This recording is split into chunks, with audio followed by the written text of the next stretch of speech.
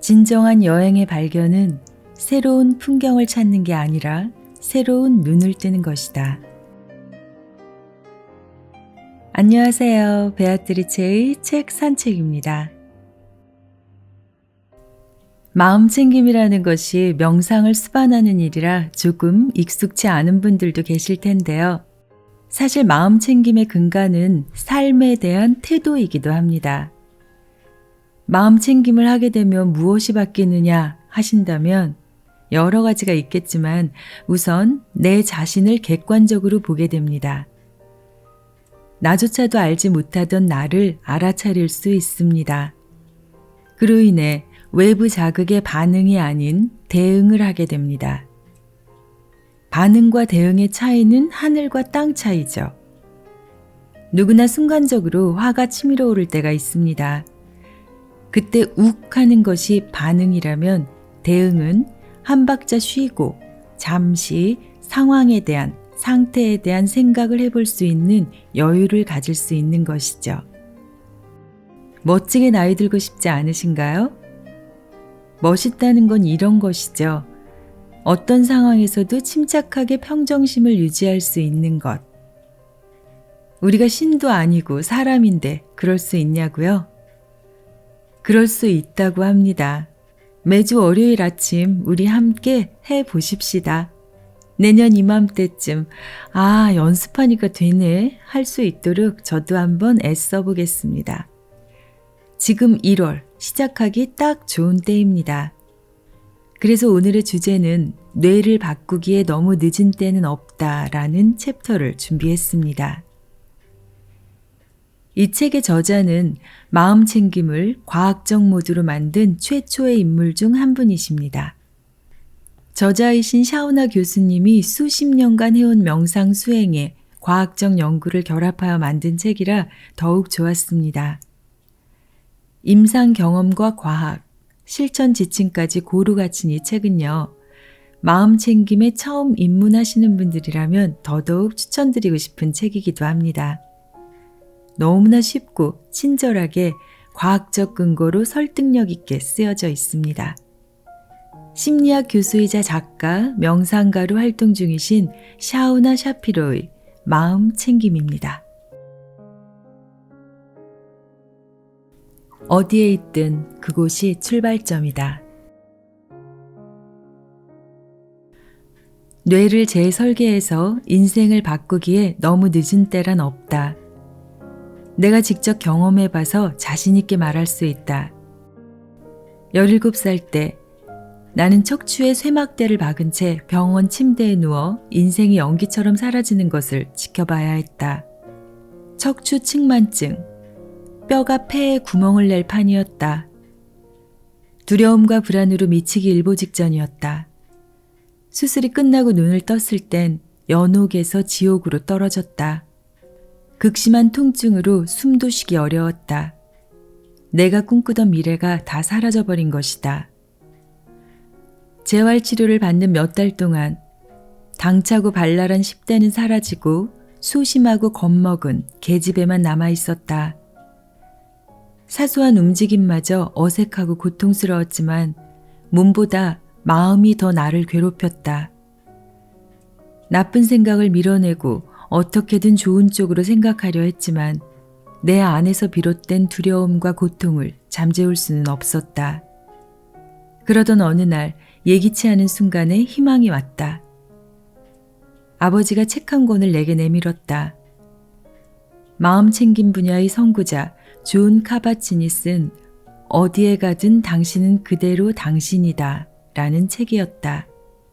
첫 단락을 읽는데 숨이 턱 막혔다. 당신에게 무슨 일이 일어나든 그건 이미 벌어진 일이다. 그 일에 어떻게 대처할 것인가? 그 점이 중요하다. 흐르는 눈물을 닦으며 책을 읽어내려갔다. 내가 다시 행복해질 수 있다는 가능성이 보이기 시작했다.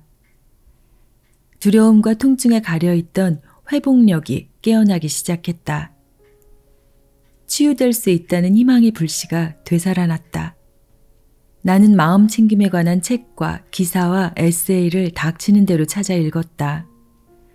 읽고 수행할수록 작은 변화가 감지되었다. 과거를 돌아보며 우울해하거나 미래를 내다보며 불안해하는 대신 현재의 자잘하고 평온한 순간에 눈길을 주기 시작했다. 열린 창문으로 훅 끼어든 바다 냄새가 나를 감쌀 때, 따사로운 석양이 밤을 위해 서서히 물러날 때와 같은 순간순간 사이에 끼어있는 자잘한 순간들이 중요해지기 시작했다. 심지어 아버지가 부는 플룻 소리마저 감미롭게 들렸다.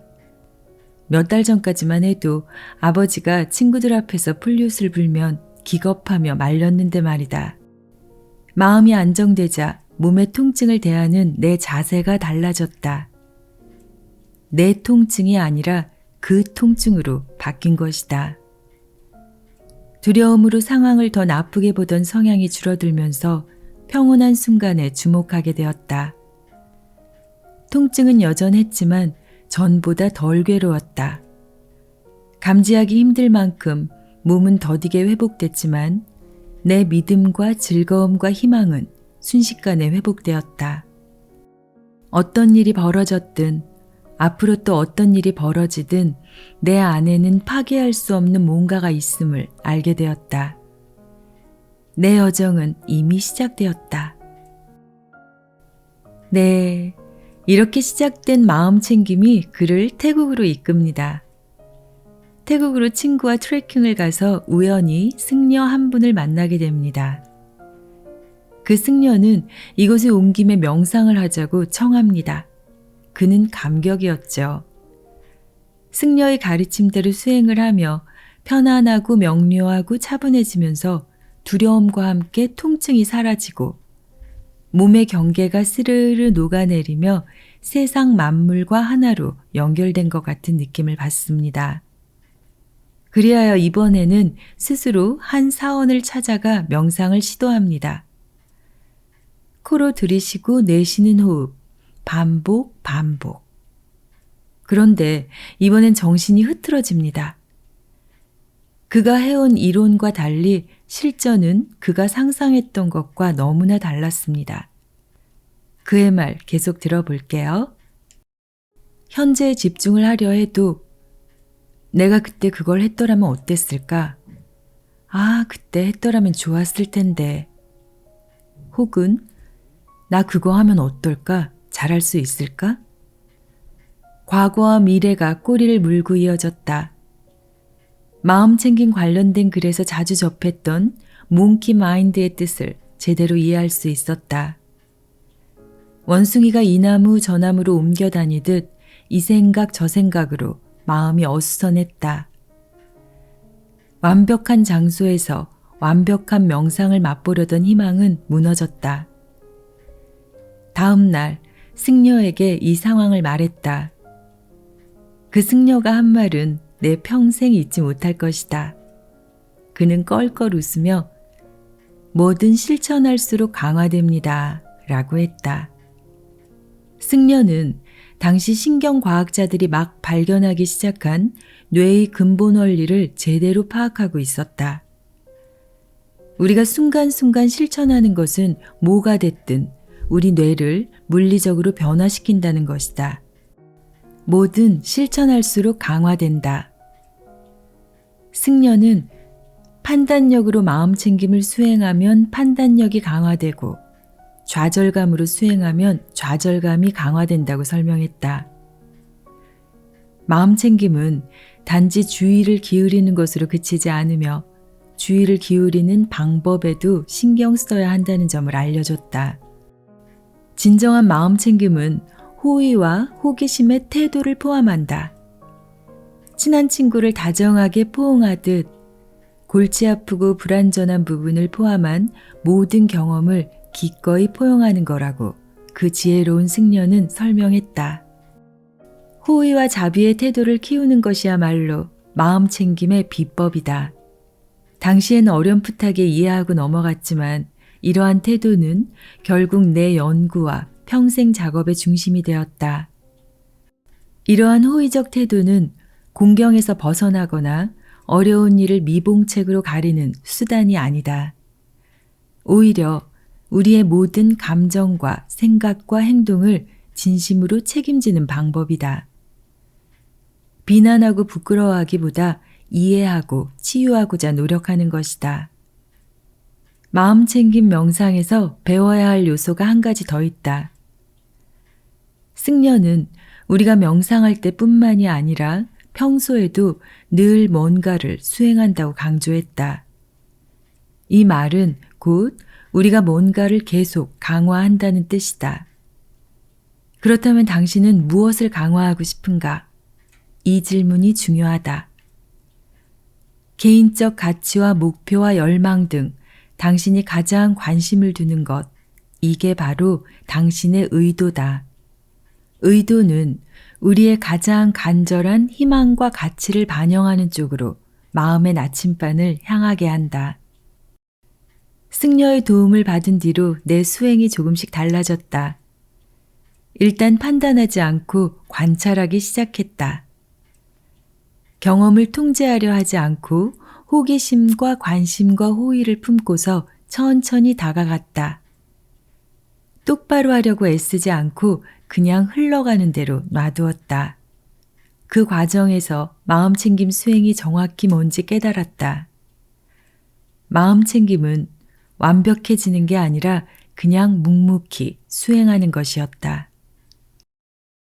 당시에 내가 사원에서 터득했던 것을 연구진이 실험실에서 입증하려 애쓴다는 사실을 나중에야 알았다. 그게 뭐냐고?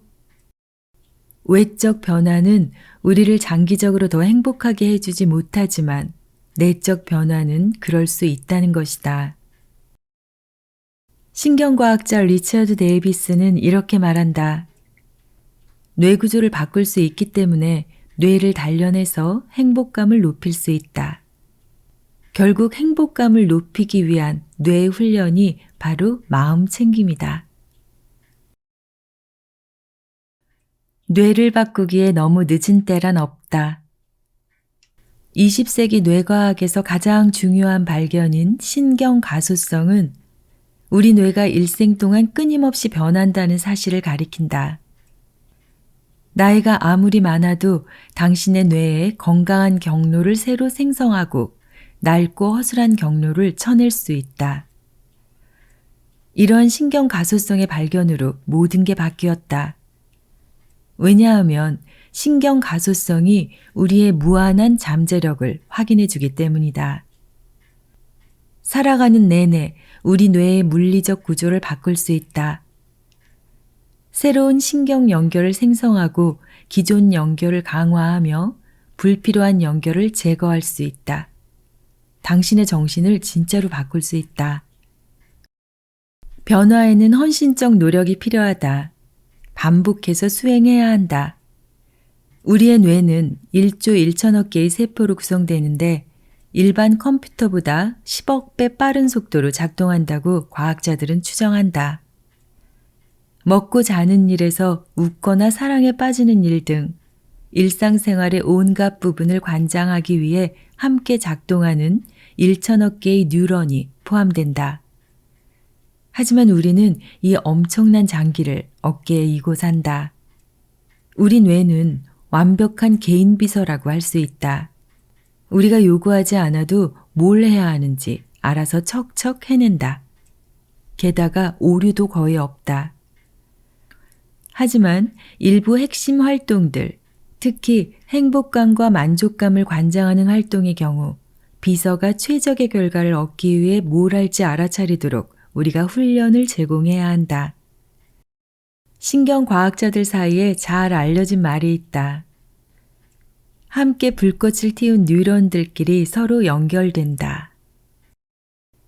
뉴런이 활성화되어 함께 불꽃이 튈 때마다 그들의 신경 연결은 더 강화된다. 몸을 움직이든 생각에 잠기든 그 활동과 관련된 뉴런들이 더 연결되면서 뇌는 점점 더 강화되고 실제로 변하게 된다. 신경가소성 분야의 연구에서 런던의 택시기사들이 시공간 매핑과 기억을 담당하는 뇌 부위가 더 크고 강하다는 것이 드러났다. 왜 그럴까?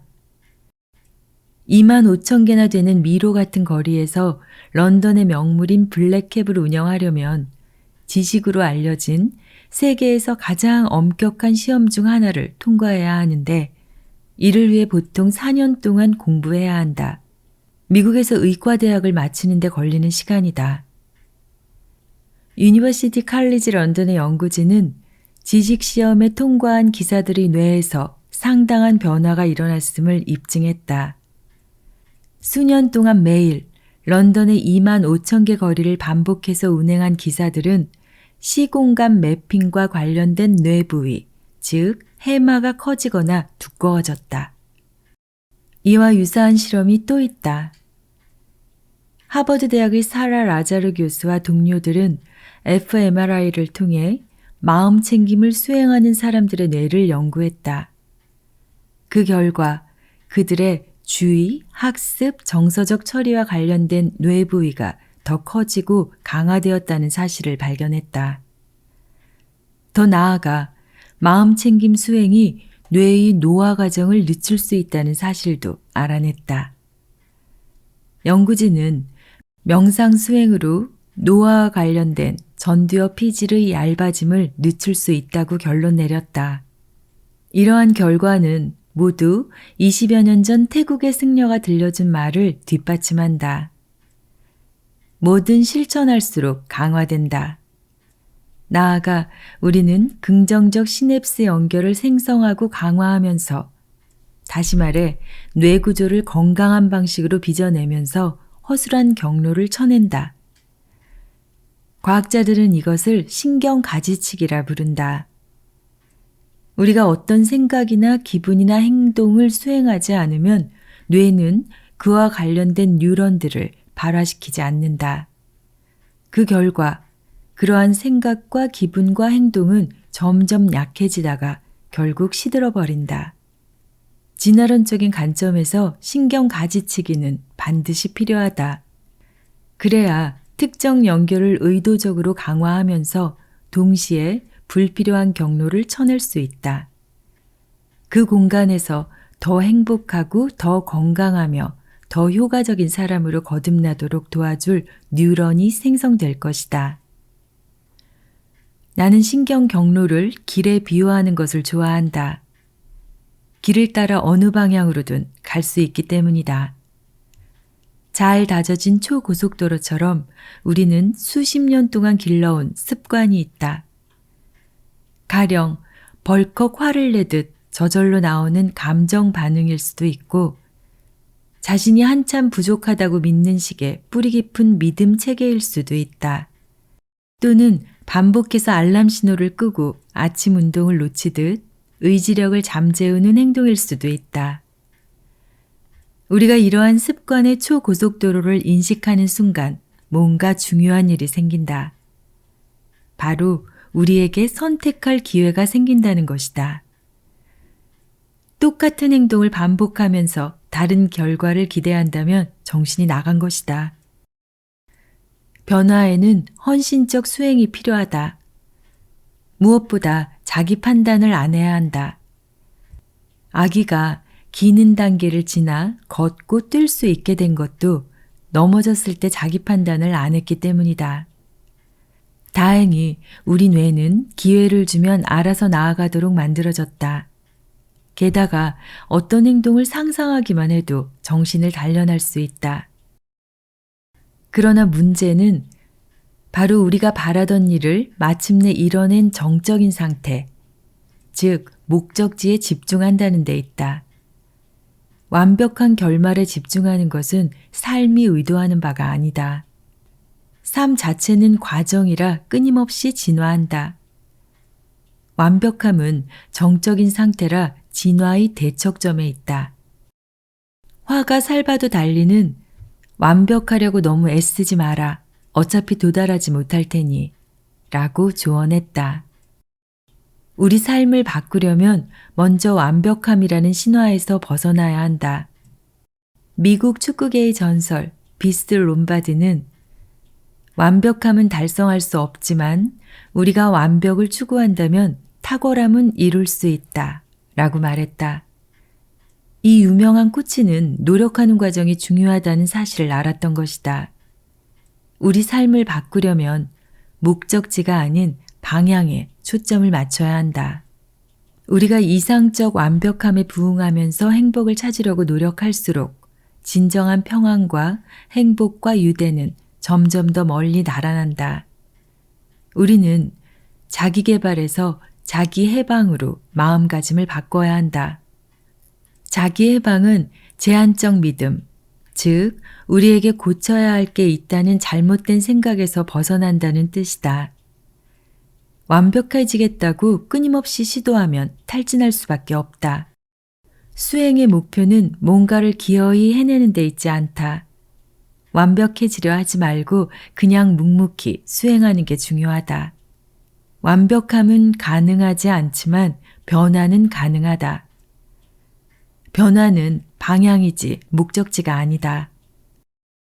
그릿의 저자인 앤젤라 더크워스는 타고난 재능이 아니라 수행과 끈기가 성공을 예견한다는 점을 발견했다.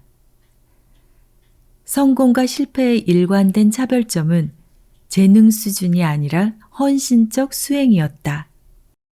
수행은 누구나 충분히 할 수 있다. 5%의 원칙. 변화는 장기간에 걸친 경험에 바탕을 둔다. 뇌에 새로 깔린 이러한 경로들이 우리의 사고와 말과 행동으로 표출된다. 하지만 무슨 일이 일어나려면 뭐든 시작해야 한다. 때로는 그게 가장 힘들다. 핵심은 크나큰 변화를 이끌어줄 자잘한 행동 변화, 즉 아주 작은 습관을 개발하는 것이다. 양동이에 떨어지는 물방울이 모여 결국엔 양동이를 채우고 넘치듯 최종 목적지에 대한 걱정을 멈추고 방향성에 초점을 맞추도록 5%만 더 할 수 있을까? 자문해보는 것이다. 5%만 더 운동할 수 있을까? 5%만 더 휴식 취할 수 있을까? 5%만 더 신뢰할 수 있을까?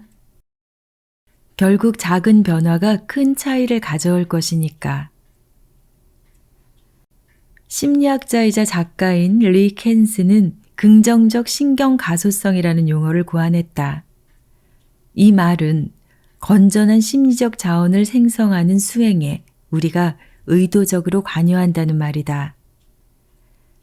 인생의 어느 지점에 있든 어떤 고통을 겪었든 어떤 실수를 저질렀든 당신의 미래는 아무 흠결이 없다. 당신은 언제든 다시 시작할 수 있다.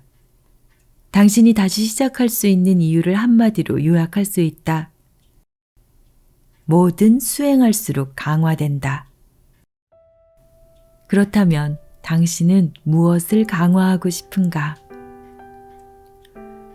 삶을 변화시키는 월요일 아침 마음챙김 베아트리체의 책 산책이었습니다.